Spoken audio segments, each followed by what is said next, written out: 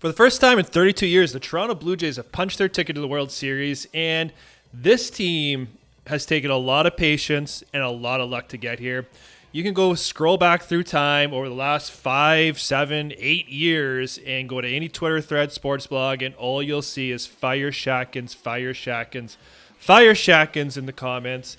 The fans have been restless, and this isn't to criticize the fans, and it's not to glaze the ownership and the front office either. This is just, how the team building went for the Jays in particular. And, after the beloved Alex Anthopoulos years with Josh Donaldson and Jose Bautista and Double E, the team identity shifted a bit. We went from very heavy right-handed power hitting, and you saw that transition to a more balanced lineup, a focus on defense, and that played out over the course of multiple years.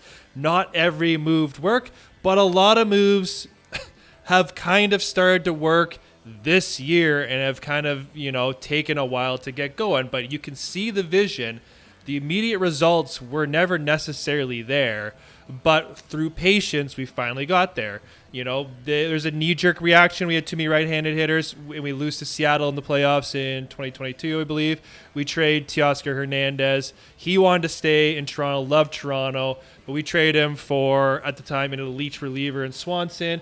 And, unfortunately, Swanson's not on this team for this World Series run. We got a year or two use out of him, but that trade, largely, we spent the rest of the couple of years trying to replace Teoscar's bat. So I would say did not quite work out. There was the trading Gabriel Moreno to the Arizona, and part of the reason that was because we had Danny Jansen. Kirk just had a breakout season. We had a glut of catchers, so let's trade Moreno and try to get an outfield bat, essentially replacing Teoscar. What we got in Varsho was a otherworldly defender and a left-handed hitter. Everything they wanted to balance, right? Balance in that lineup, defense, and a guy who had hit 30 home runs with Arizona. We thought the power was there. There was more to unlock, but over the last few years, yes, the defense proved to be there, but Varsho frequently never hit as good as he did that 1 year in Arizona, and he's been hurt a lot. Flash forward to this year, Varsho, still the injury bug is there, but he has been contributing, especially in the playoffs in that Yankee series. He's coming up with big hits. He's making great defensive plays. That is a move made years ago that's kind of paying dividends now in the playoffs.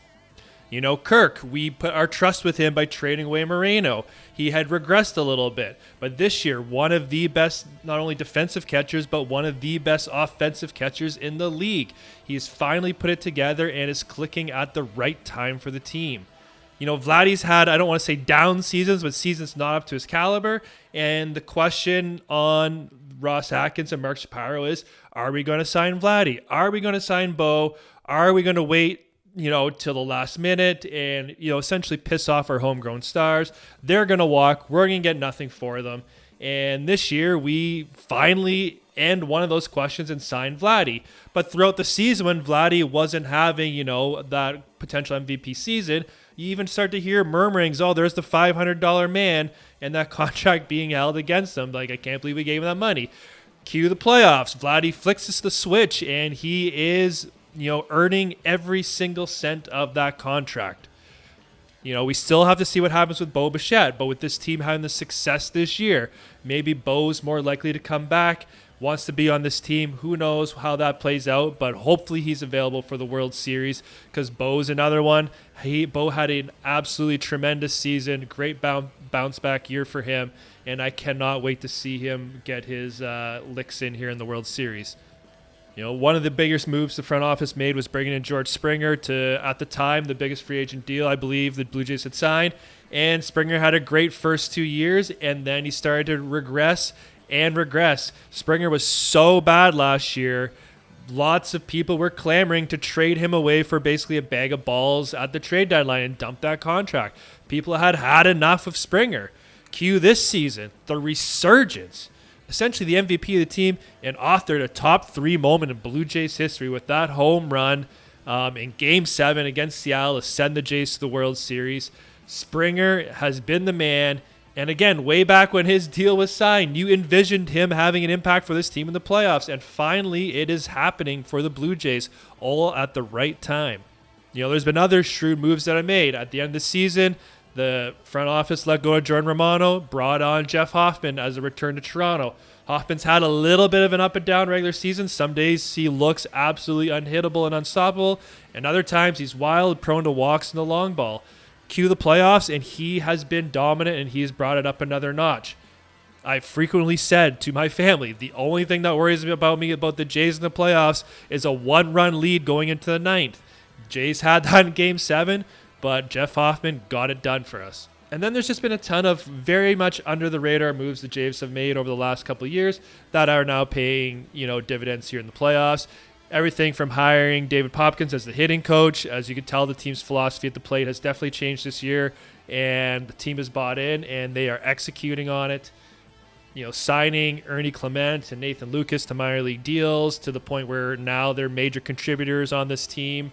Trading for Andres Jimenez for Cleveland. Fans didn't really understand it, but now that they've seen that defense and how that defense has impacted the playoffs, and with him coming through with some clutch hits, again, that's a shrewd under-the-radar move that was kind of met with shoulder shrugs. That's been helping the Jays in the biggest spots. Even moves like trading for Miles Straw to get that extra international bonus pool money to potentially try and Sasaki. Obviously that didn't work out for us. We got left at the altar, but Miles Straw has been a contributor for this team. He's constantly going in as a defensive replacement and a pinch runner, and he's been able to chip in with the bat here and there.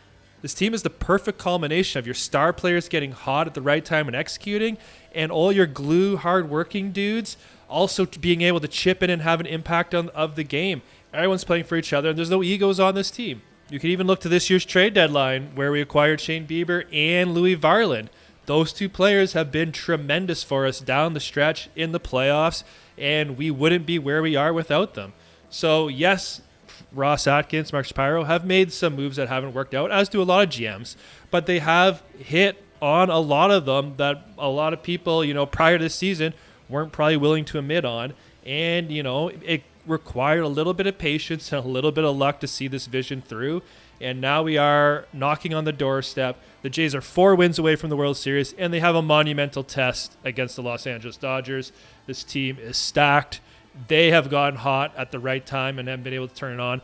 They have all the experience. The Jays really have nothing to lose. I'm excited for Game 1. I hope the Jays go out, punch them in the mouth, can steal Game 1, and then make it a series from there. But let me know in the comments, how do you think the Jays will fare against the Dodgers? And how do you grade the way Mark Shapiro and Ross Atkins have built this team? Did they just get shit-ass lucky? Or did they have the correct vision and how they wanted to build this team and took a little patience for it to all come together? Peace out, everyone. We'll see you on the next one.